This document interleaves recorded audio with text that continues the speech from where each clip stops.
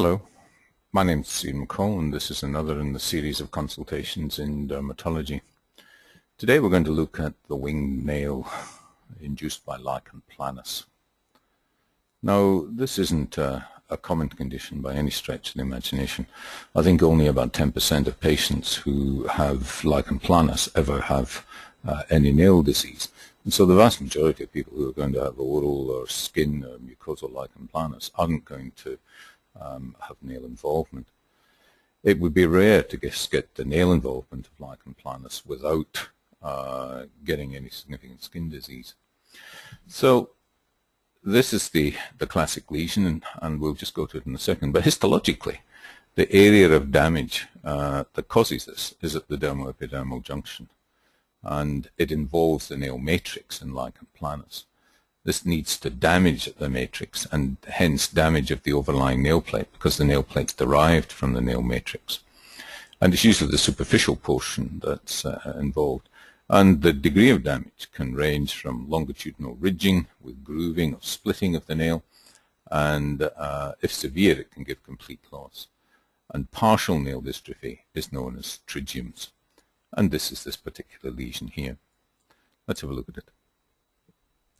In a trigium, you've got a scarring process that leads to adhesion between the normal skin epidermis here and the nail bed. The nail in between has been destroyed, and here you've got the wings of residual nail plate left here. Now, this may progress, and you may lose all of these and lose the whole nail. But this is an end stage, by the way, as well. If you see this, it means that very significant damage is done, and really this can't be reversed. You can see a degree of dystrophy here. These nails seem relatively normal. You'll get a bit of longitudinal ridging like this as a normal phenomenon with aging. This is another picture of it here. Again, you can see the lateral plates that form in this trigium. The differential diagnosis of this degree of scarring of a nail, you don't get it with psoriasis. You don't get it with fungal infections.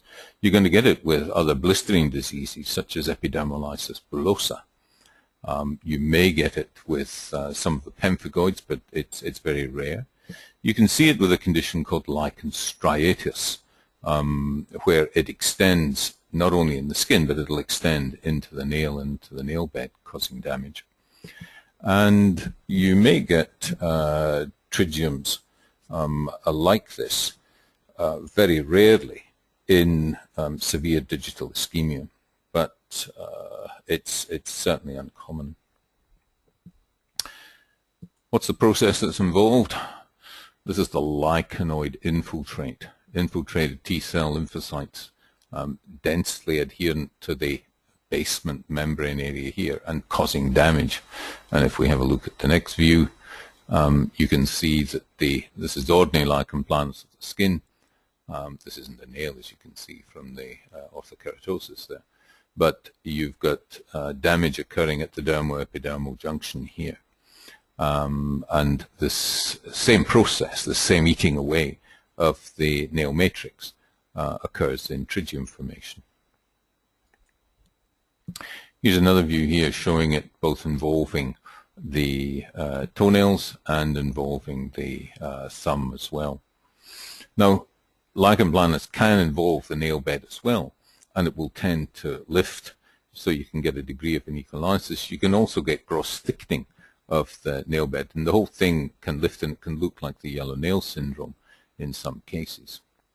So there's a variety of morphologies that you can see. There's a condition called 20-nail dystrophy that's often seen in children, and that's regarded as lichen planus affecting all the nails at the same time.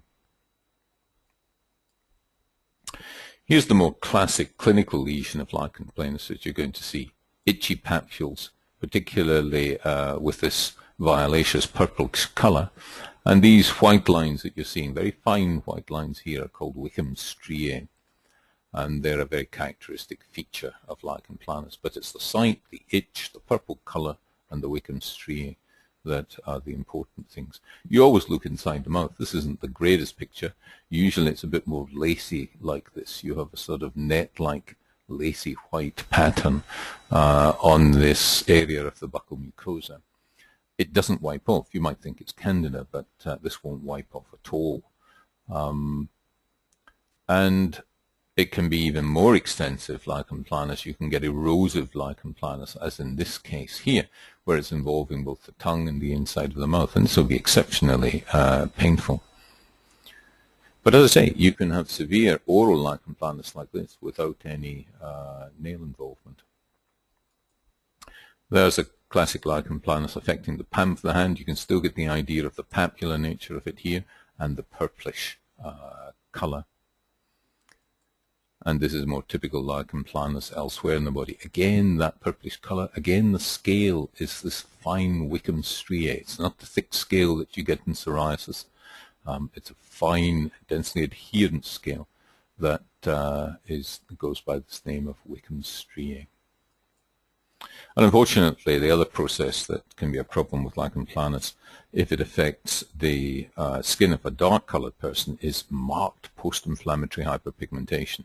This is because of this damage at the dermoepidermal junction that we showed you earlier on, and the melanocytes will tend to drop melanin into the dermis where it's taken up by melanophages, and in dark skin you can get this post-inflammatory hyperpigmentation that can take a long time to settle.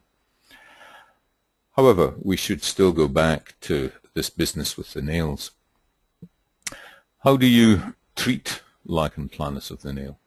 If it's burnt out and there's no further activity, it's probably pointless trying to treat this because this is scarring and it's not going to settle.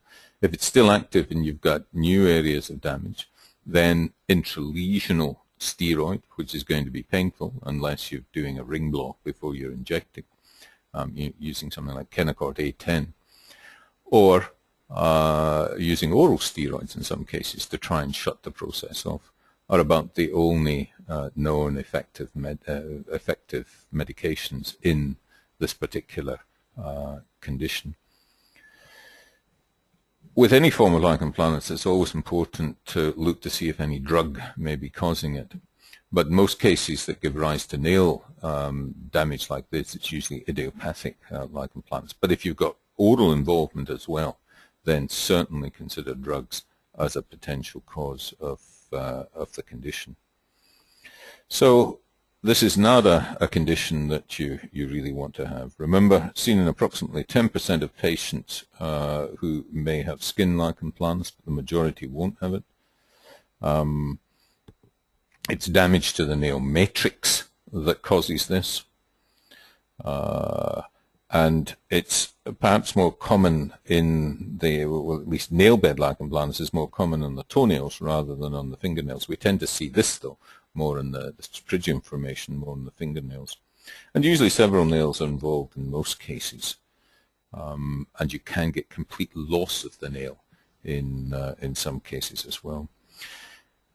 If you're going to try and diagnose this condition, how can you do it? Well, if it was an earlier case, you could in fact do a punch biopsy here. You can actually reflect the posterior nail fold here to see if the process is involving the nail matrix when you do your biopsy. But don't do a biopsy of more than 3 millimeters, punch biopsy of more than 3 millimeters diameter, because any more than that, and it's certainly going to heal with a permanent longitudinal deformity in the nail. But it's important, I think, that you do establish the diagnosis. It's easy if there's a lot of skin signs and the like elsewhere, but if there isn't, then this type of biopsy is necessary to make the diagnosis.